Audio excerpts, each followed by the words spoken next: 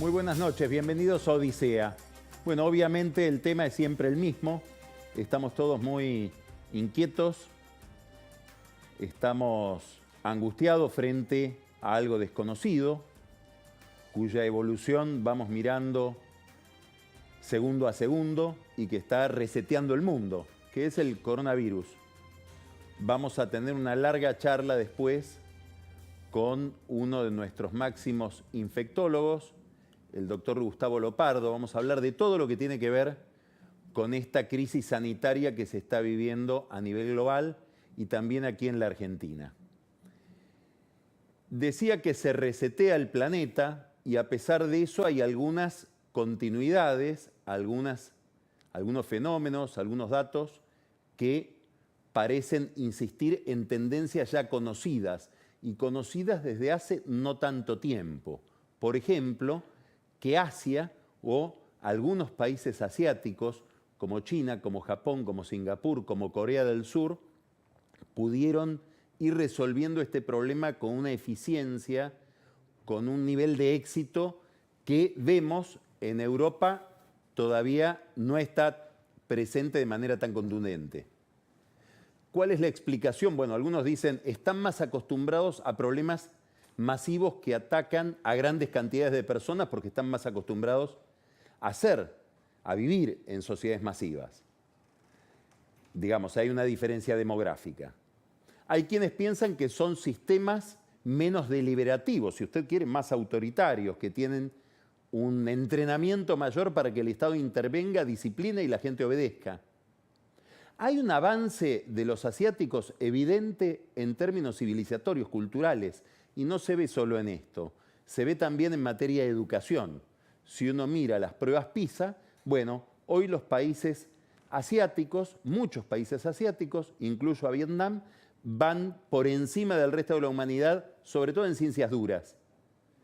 Bueno, ahí está Asia dando lecciones en alguna medida. Xi Jinping ha hablado con cantidad de presidentes, entre otros Alberto Fernández, le mandó una carta, le ofreció ayuda para determinados reactivos, ayuda sanitaria que está llegando al país desde China.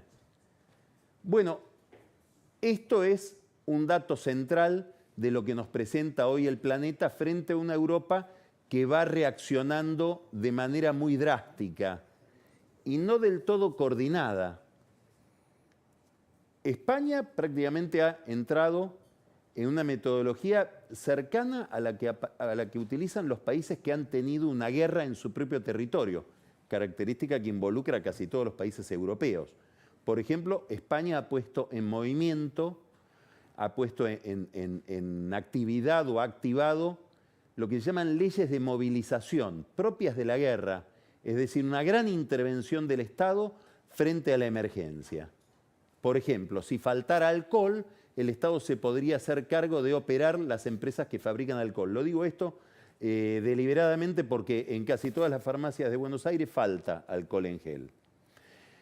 Estas son medidas críticas, dramáticas, que se toman en situaciones límite. Bueno, España las está tomando. Francia hoy declaró el estado de sitio. El ejército se va a encargar de trasladar a los enfermos. El Reino Unido, concretamente Boris Johnson, aconsejado por un grupo de expertos sanitaristas, intentó otra estrategia que no es la del aislamiento. Después vamos a hablar con el doctor Lopardo de esta forma de enfocar el problema, sino más bien facilitar que los grupos de riesgo estén aislados, pero el resto de la población que contraiga el virus y se cure, como para en esa dinámica de contraer el virus y después recuperarse, se genere un cerco de inmunidad. Esto intentó Boris Johnson.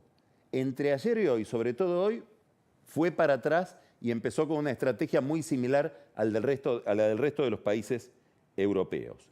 Ahí tenemos a Estados Unidos, convulsionado porque por primera vez Donald Trump aparece dudando, yendo y viniendo, vulnerable.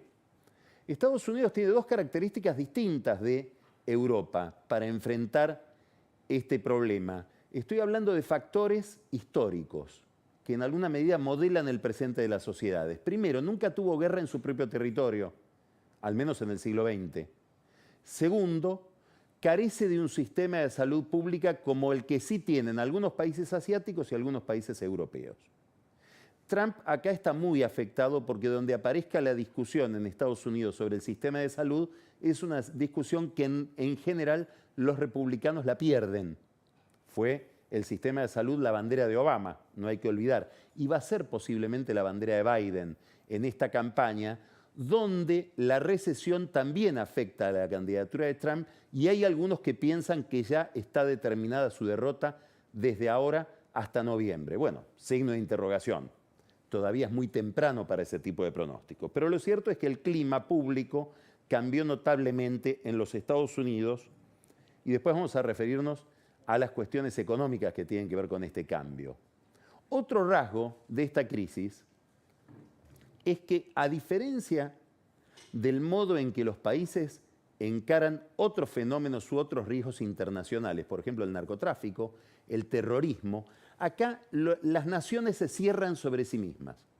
Aparece un sentimiento nacional muy agudizado. Fíjese lo que sucede en Europa, donde en Europa en 1985 se firmó un acuerdo, el Acuerdo de Schengen, que es un pueblito de Luxemburgo, donde se firmó la liberalización de las fronteras para el tránsito de personas y de bienes. Bueno, esto está puesto en tela de juicio y se están cerrando las fronteras de los países. Vamos a una Europa por razones sanitarias más fragmentada. También en el Mercosur está pasando eso. Empieza a haber el cierre de fronteras entre países limítrofes. Es un sentimiento nacional que apuntaba en algo o despuntaba en alguna medida con los problemas migratorios ligados al trabajo y que ahora se agudiza mucho frente al peligro del que entra, que es visto como un riesgo. Bueno, todo esto convive con un gran temor económico, que empieza a ser el segundo gran riesgo después del riesgo sanitario. En alguna medida muchos países, posiblemente detrás de este método heterodoxo que intentó Boris Johnson, está esta preocupación, cómo equilibrar las medidas drásticas sanitarias con el funcionamiento de la economía. Es decir, el cuidado absoluto frente al coronavirus puede traer problemas económicos muy delicados. Fíjense estos datos. El 50% de los americanos, según encuestas realizadas hoy, creen que va a quebrar, que ellos van a quebrar, que van a entrar en bancarrota. OpenTable, que es una aplicación que muchos de ustedes seguramente conocen para conseguir mesas en los restaurantes, bueno, tuvo una caída en la demanda del 50%. Los sistemas que controlan el tráfico de personas, de vehículos, en el norte de Italia detectaron una caída en el tráfico del 60%. Hoy, en el día de hoy, el riesgo crediticio de Apple, que es una compañía aparentemente invencible, tuvo una disparada en Estados Unidos porque Apple comunicó que va a cerrar sus locales, sus tiendas, en todo el mundo fuera de China, por lo menos hasta mayo, para prevenir el contacto social, la aglomeración de gente, que en esos locales, como sabemos, es muy marcada. Bueno, Apple, que parecía invulnerable, hoy es, desde el punto de vista del crédito, vulnerable. Empieza a ser, en último término, riesgoso prestarle a esa compañía. Esto lo registró la Reserva Federal, que tomó o adoptó una conducta muy inusual, inédita. Es decir, una baja dramática de la tasa de interés un domingo, anticipándose a la apertura de los mercados hoy, y fuera de una reunión de las que están pautadas por la Reserva Federal para fijar el movimiento de la tasa de interés. Es decir, entre dos reuniones de manera imprevista. Y además una cantidad de medidas que obligan a los bancos a prestar dinero. ¿Por qué? Porque aparece un problema central de crédito. las empresas de turismo, las empresas de logística que están con problemas, las empresas de aeronavegación, el mundo de la gastronomía, que empieza a tener esta retracción, va a tener problemas para pagar sus créditos a escala global, también en la Argentina. Aparece un sistema de auxilio entre bancos centrales, similar y mucho más temprano de lo que ocurrió en la crisis del 2008, en este caso entre países desarrollados. El 2008 incluía a México y Brasil, todavía no lo incluyó, esta red de contención o de respuesta rápida de los bancos centrales para asistir a los problemas de liquidez y los problemas crediticios. Y no está en esa liga, y acá hay un signo de interrogación, China, que es un actor, como estamos diciendo, muy importante en esta crisis. Se registraron en las últimas horas unas 20 consultas de países al Fondo Monetario Internacional para ver qué tipo de asistencia puede prestar frente a esta escasez de dinero, de movimiento, de actividad en el fondo de crédito y a los problemas que devienen de ella. Si ponemos ahora el foco en la Argentina, bueno, el gobierno está prácticamente abocado de manera exclusiva a esta crisis. El presidente se ha puesto al frente de ella y ha tomado el timón, sobre todo en materia de comunicación. Acaba de tener esta tarde una reunión con editores, con los principales editores del país. Les agradeció la cooperación que le interpretan que están prestando los medios. Les aclaró en qué está el gobierno, les pidió más cooperación en todo lo que tiene que ver con la didáctica de esta crisis y de este problema sanitario, y les anunció que pasado mañana se va a reunir con los principales líderes parlamentarios de la oposición. Aquí el gobierno se ha puesto al frente de un gran consenso para enfrentar un problema complejo. Claro, es un cambio de contexto muy dramático. Un gobierno que tenía el mandato de reactivar la economía se va a encontrar con una recesión que es inevitable y cuya dimensión todavía no conocemos. Hay una caída como en el resto del mundo en los servicios, una caída en el turismo, una caída en el mundo de la gastronomía, dificultades de todos esos sectores a la larga para pagar créditos, eventualmente para pagar salarios. Bueno, primera pregunta, hay que mirar bien qué va a hacer el Banco Central en este campo.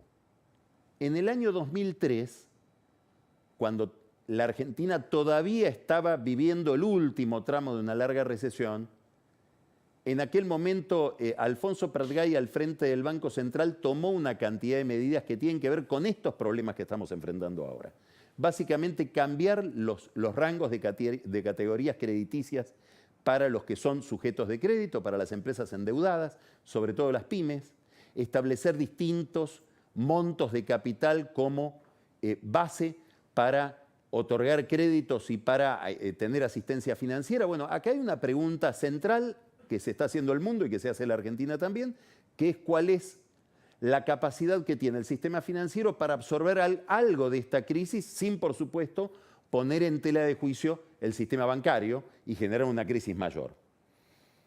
Hay un problema adicional, que es el problema fiscal, porque es obvio que con una caída en el nivel de actividad se pagan menos impuestos y el Estado tiene menos ingresos. Hay que pagar anticipo de ganancias. ¿De qué ganancias? ¿Qué ganancias va a haber en el curso de esta crisis donde el nivel de actividad va a caer? Es decir, el cuadro que el gobierno y la Argentina en general esperaba revertir de pérdida de dinamismo de su economía y de fortaleza de su economía, se va a comportar al revés. Vamos a profundizar el problema. En este cuadro general de un gobierno que apostaba a la palanca del consumo para reactivar, y es el consumo lo que cae, está el problema de la deuda, el problema de la renegociación de la deuda. Bueno, hoy todos los números cambiaron. Lo que era valioso hace una semana deja de ser valioso, pero lo que es más importante de entender es que hoy los activos financieros, las acciones, los títulos, y entre ellos los títulos que la Argentina tiene que canjear, no tienen precio. el nivel de volatilidad es tan grande que es muy difícil saber, con el riesgo que hay de manera inminente, si uno canjea un bono por otro, ¿cuál es el precio de ese otro bono? ¿Cómo lo tiene que contabilizar? Si hizo un negocio o dejó de hacerlo, si gana o pierde.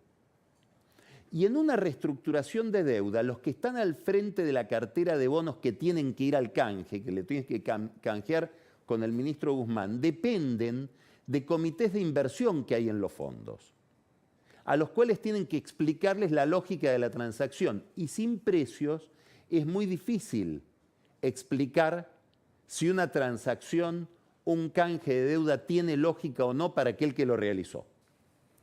Por lo tanto, empieza a encenderse la luz amarilla de una Argentina que va inevitablemente casi hacia un default, por lo menos en los vencimientos inmediatos que el país tiene en el mes de abril. Digamos, el cronograma que tenía pensado el gobierno para la deuda se ha complicado notoriamente. Algunos calculan, gente que entiende mucho de finanzas y que ha tenido que maniobrar en situaciones parecidas, que Guzmán va a tener que hacer una oferta muy dura, después de la cual probablemente el mercado diga, no, te espero en otra oportunidad, no la puedo aceptar, y ahí, bueno, nos vamos a encontrar, o se va a encontrar el gobierno y la Argentina en una encrucijada importante en materia de deuda y por lo tanto en materia de crédito y por lo tanto en materia de acceso al dólar, que es el centro del problema que tiene desde hace tiempo la economía argentina y que debe resolver este gobierno. El problema central es la falta de dólares, lo que los economistas llaman déficit de cuenta corriente de la balanza de pagos. Es decir, los dólares que necesita la economía argentina para funcionar no los produce. ¿Cómo podría producir? Por eso hay un cepo. Por eso no se pueden comprar más de $200 por mes. Por eso existen varias cotizaciones del dólar, el contado con liquidación, el dólar blue y el dólar oficial. Bueno, ¿cómo se consiguen los dólares? Exportando. La Argentina depende mucho de sus exportaciones. El problema es que en el marco de una recesión global, el precio de las materias primas que vendemos cae. Por lo tanto, la solución que tenemos para este otro virus, que es la falta de dólares, es una solución más problemática. Esta es una novedad central que tiene hoy la Argentina, que agrega a su agenda de problemas, a la agenda de problemas que tenía hasta hace un mes o un mes y medio. Las exportaciones están en dificultades. Separemos las dificultades propias que tiene para exportar alguien que tiene que enfrentar 3 tipos de cambios distintos y que tiene retenciones. A esto se agrega ahora el precio de las commodities. Se agrega también por otro frente, que no tiene que ver con el coronavirus, y es la crisis en el mundo del petróleo producida por un problema dentro de la OPEP y además por la resolución de Rusia de enfrentar al resto de los productores con una sobreoferta. Bueno, esto ha determinado la caída en el precio del petróleo y le produce un trauma a la Argentina en otro negocio que iba a ser una gran productora, un gran productor de dólares, que es Vaca Muerta y todo el sector de hidrocarburos, que hoy también está dañado. Entonces, nos encontramos frente a una recesión y a un problema de precios internacionales que afecta a uno de los nudos centrales que tenía la economía argentina cuando llega Alberto Fernández, y ahora la solución parece estar más lejos. Agregamos otro problema adicional. La inflación, en ausencia de un pacto económico y social sólido, potente, como el que había prometido el gobierno en un momento y que finalmente no llevó adelante, la inflación está dominada básicamente porque el dólar está quieto y porque las tarifas están congeladas. Esos son los dos instrumentos que tiene el gobierno para moderar la inflación, que como sabemos es un problema que traemos de mucho tiempo atrás y que el gobierno anterior no pudo resolver. Muy bien. Ahora, ese dólar quieto empieza a ser cada vez menos competitivo frente a países que están o muy integrados comercialmente con el nuestro o que compiten con el nuestro. Por ejemplo, Brasil. Si miramos el real, en diciembre, un real valía $4, hoy vale 5. Quiere decir que hay una devaluación de la moneda brasileña frente a la cual nosotros nos quedamos quietos. El real se va volviendo cada vez más competitivo respecto del peso. Como vemos, esto es una trama de problemas que afecta especialmente a la economía y que se ven agudizados por la recesión que seguramente vamos a vivir. Esto requiere de mucha inteligencia, requiere de consenso político, requiere de ideas muy claras y seguramente de una operación muy coordinada dentro del gobierno para encarar toda esta agenda básicamente económica, de la vida material. Ahora, quiero terminar con otro problema. Sí, a riesgo de estar tirando una pálida tras otra, pero estamos en un contexto muy dificultoso. Y no quiero dejar pasar este problema, que me parece crucial. Hemos visto cómo se comportó el virus, el coronavirus, el sistema sanitario, los gobiernos, en países con características distintas de las nuestras y de los países de nuestra región. Europa, Corea, China, Japón, Estados Unidos. Nosotros tenemos un problema adicional. Somos países, Brasil, la Argentina, México, Venezuela, con muchos pobres, con muchos ciudadanos que tienen un riesgo adicional que es el riesgo del ambiente en el que viven. Quiero preguntarle después al doctor Lopardo si el ambiente constituye a determinados ciudadanos, a determinados argentinos en un grupo de riesgo especial. No tienen agua, viven hacinados.